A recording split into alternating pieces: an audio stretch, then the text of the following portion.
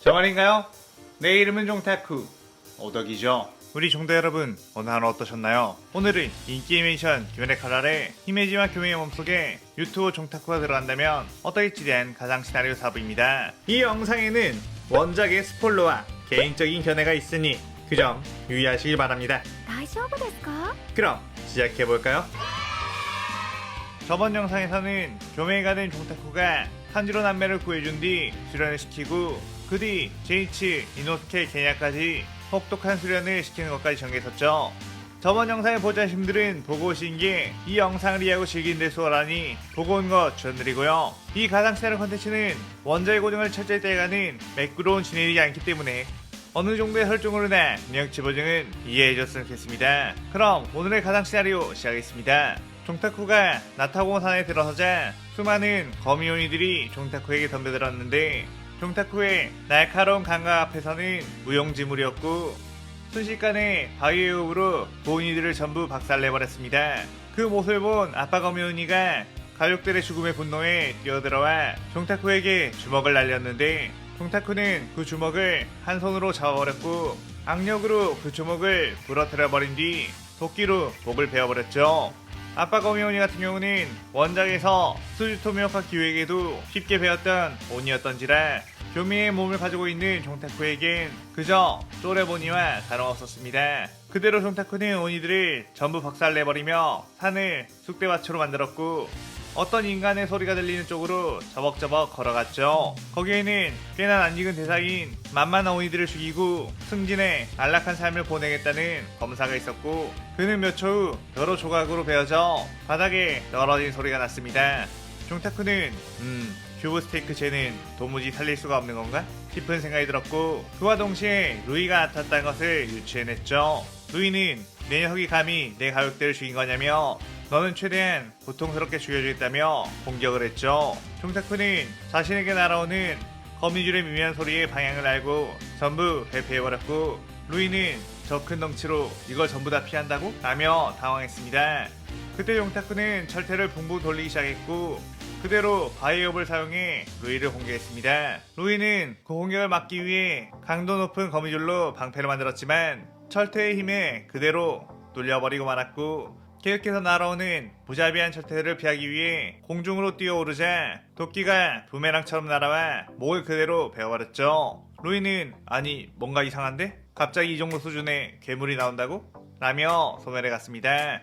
그때 한 발 늦게 도착한 기우는 이미 다 끝났네요? 히메지마 씨가 있을 줄 알았으면 안 왔을 텐데 라고 했죠. 종타쿠는 말없이 엄지를 척 올리며 여유롭게 있었는데 그때 시노부가 토미오카씨 이 산에 있는 오니들이 전부 다 죽었고 산이 완전 다 망가져 있는 상태인데 누구 짓인 걸까요? 라고 하며 달려왔다가 종타쿠를 보고선 교메이씨였군요.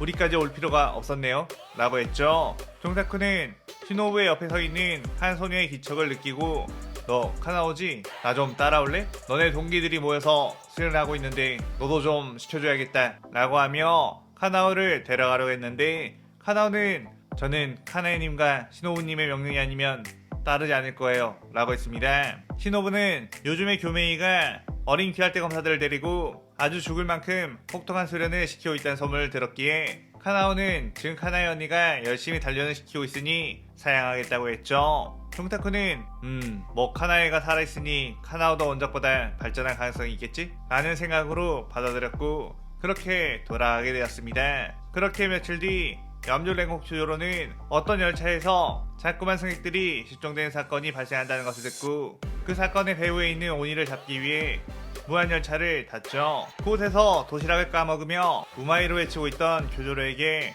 어떤 거대한 그림자가 드리워졌고 교조로가 뒤를 돌아보자 교메이와 탄지로가 있는 것을 발견해 반가워했습니다. 교조로는 여기까지 교메이씨가 어쩐 일로 오셨냐고 물었고 종타쿠는 나도 열차란 걸 한번 타보고 싶어서 말이야. 물론 눈은 안 보이지만 하하하 하고 웃었죠. 쿄로는 교메이씨는 항상 그렇게 울면서 웃는 모습이 인상적이라며 쾌활하게 반응했고 종타쿠는 이 몸은 자꾸 눈물이 나더라고. 슬퍼하고 있는 건 아니야 라고 했습니다. 그렇게 곧이어 영무원이 다가와 검표를 했고 모든 승객들이 잠에 빠지게 되었는데 그때 엠무의 사주를 받고 온 아이들이 쿄조로와 탄지로의 발목에 밧줄을 묶기 시작했죠.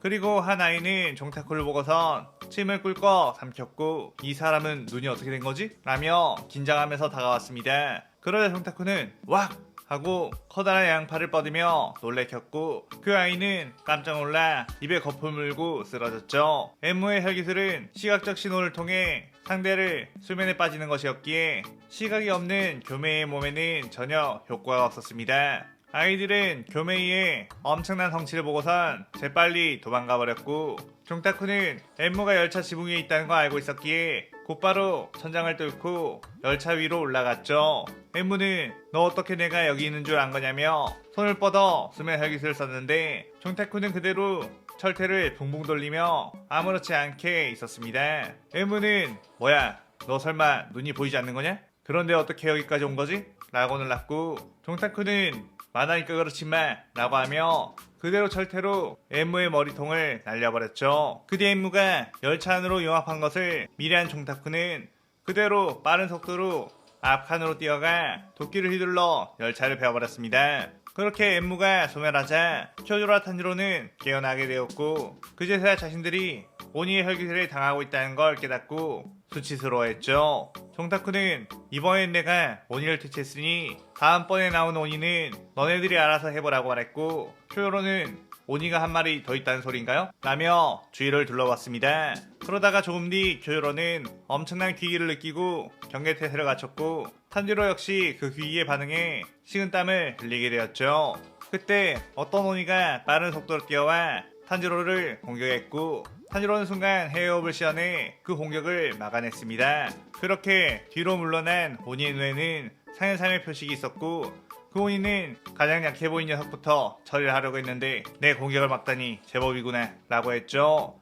쿄로는 그의 화염의 시연해 곧바로 그에게 뛰어들어 공격을 했고 그 오니는 쿄조로의 날카로운 공격에 흥미로워하며 내 녀석 역시 꽤나 하는 것 같다고 넌 주의 계획을 가지고 있는 거냐고 물었습니다. 쿄로는 자신은 염주 랭고 쿄조로라고 이름을 밝혔고 그 오니는 자신은 아카자라고 밝혔죠. 그렇게 쿄조로는 아카자와 치열한 공방전을 펼치며 싸우기 시작했는데 종타쿠는 지켜만 보고 있다가 탄지로에게 너도 어서 가서 아카자를 상대하라고 했습니다.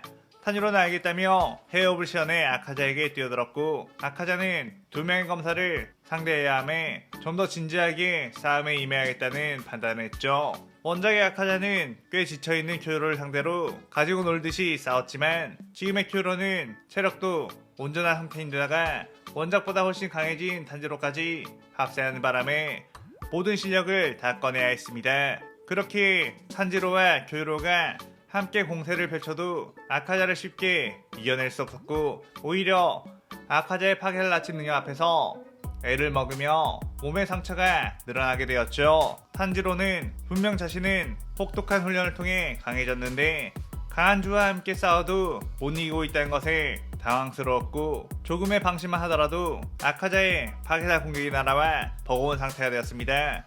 아카자는 쿄조로는 주인이 그렇다고 쳐도 이 어린 검사 역시 이대로 놔뒀다가는 위험한 존재가 될 거라는 생각에 미리 싹을 잘라놔야겠다고 생각했죠. 그래서 쿄조로를 각식으로 최대한 멀리 날려놓은 뒤 일단 지쳐있는 탄지로부터 살해하려고 빠르게 접근했습니다. 그런데 탄지로를 마무리하려고 하는 순간 아카자는 여기서 주먹을 뻗으면 내 머리가 날아간다 라는 위기 감지를 했고 그대로 뒤로 슥 물러났죠. 종타쿠는 탄지로 방금 죽을 뻔한 그 감각을 잘 기억해놓고 있어라 라고 한 뒤 그대로 바이업으로 아카자를 공격했고 아카자는 파괴사 공격으로 철퇴를 쳐내려고 했지만 파워 자체가 자신과 동급 아니면 그 이상이라는 걸 알았습니다.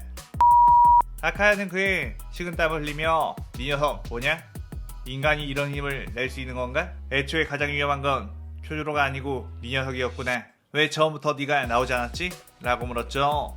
종타쿠는 그건 말이야 앞으로의 싸움에 대비해서 탄지로에게 큰 경험치를 주고 싶었거든. 너는 게임으로 치면 경험치 엄청나게 주는 보스몹일 뿐이다 라고 하며 계속해서 아카자를 몰아붙이기 시작했습니다. 아카자는 이미 탄지로와 쿄조로와 싸우며 많은 체력이 빠진 상태였기에 점점 밀리기 시작했는데 더군다나 아까 멀리 날려버렸던 초유로까지 다시 뛰어와 합공을 했기에 더욱 위험한 상황들이 나오게 되었죠. 아카는 애초에 3대1이라는 불리한 싸움을 하는 것이니만큼 자신이 여기서 도망친다고 하더라도 수치스러운 게 아니라고 자신을 다 일렀고 틈을 본 뒤 도망가야겠다는 판단을 했습니다. 초유로 같은 경우는 지금 지쳐있는 상태라 자신을 따라잡지 못할 것이고 저 맹인 녀석은 강하긴 하지만 육중한 몸을 가졌다 보니 스피드에서 뒤처질 것이기에 분명 도주를 성공할 거라고 생각했죠. 그렇게 아카자는 빤스런을 시전했는데 종타쿠는 예상을 했다는 듯이 무기를 날렸고 아카야는 이런 것쯤이야 한번 피하면 끝이다 라고 시기 웃었습니다. 하지만 아카자를 향해 날렸던 것은 철퇴가 아닌 도끼였고 그 도끼는 빙글빙글 회전하며 마치 부메랑처럼 종타쿠에게 돌아갔죠. 그러면서 도끼에 달려있는 쇠사슬이 아카자의 발목을 감아버렸고 종타쿠는 엄청난 괴력으로 아카야를 그대로 다시 끌어당기게 되었습니다. 아카야는 황급하게 자신의 발목을 잘라내려고 했지만 종타쿠는 지금이다 초요로 탄지로 라고 부르셨고 초조로는 화염의 오이 연옥을 탄지로는 해의 원물을 시전해 아카야를 공개했고 그렇게 아카자의 목은 두 검사에 의해 베어지고 말았죠. 아카야는 완벽한 협공에 당했다는 것에 자신의 패배를 인정하게 되었고 마지막에 탄지로의 공격은 초요로의 공격보다도 날카로웠다는 인상을 받게 되었습니다. 그리고 또한 순간적으로 탄지로가 공격을 해왔을 때 그의 이마에 있는 반점이 아주 선명해진 것 같다는 생각을 하며 소멸하게 되었죠. 종타쿠는 초요로와 탄지로에게 아주 잘 해냈다며 칭찬을 아끼지 않았고 특히 탄지로에게 방금 마지막에 느꼈던 그 폭발적인 힘의 감각을 계속해서 되새기라고 했습니다. 종타쿠는 일부러 탄지로가 빠르게 반점을 발현할 수 있도록 아카자와의 싸움에 데려온 것, 탄지로가 반점을 발현한 시점부터 다른 주들도 반점을 쓸 수 있게 되다 보니 자신의 전투력을 비약적으로 늘릴 수 있는 방법이었죠. 그렇게 귀살대에서는 상해노우니를 대체했다는 큰 기쁨을 맛보게 되었고 종타쿠는 여전히 빡세게 훈련하고 있는 이노스케, 게냐, 제이치에게 이제는 너네를 밖에 풀을 때가 왔다며 탄지로와 함께 음주 이텐겐을 만나라고 하며 이 시나리오 4부가 끝이 나게 됩니다. 이번 편에서는 종타쿠가 교매의 전투력을 가지게 되었음에도 좀 더 효율적인 전략으로 탄지로를 키우고 자신 또한 강해질 수 있는 방법을 찾는 전개를 해보며 빙의의 메리트를 살려봤어요. 오늘의 가상 시나리오에 대한 감상평 많이 남기시고 다음 시나리오 5부도 많은 기대 부탁드려요. 오늘 영상 즐겁게 보셨다면 구독, 좋아요, 알림 설정 누르는 거 잊지 마시고요. 그럼 오늘은 이만 사요나라.さようなら。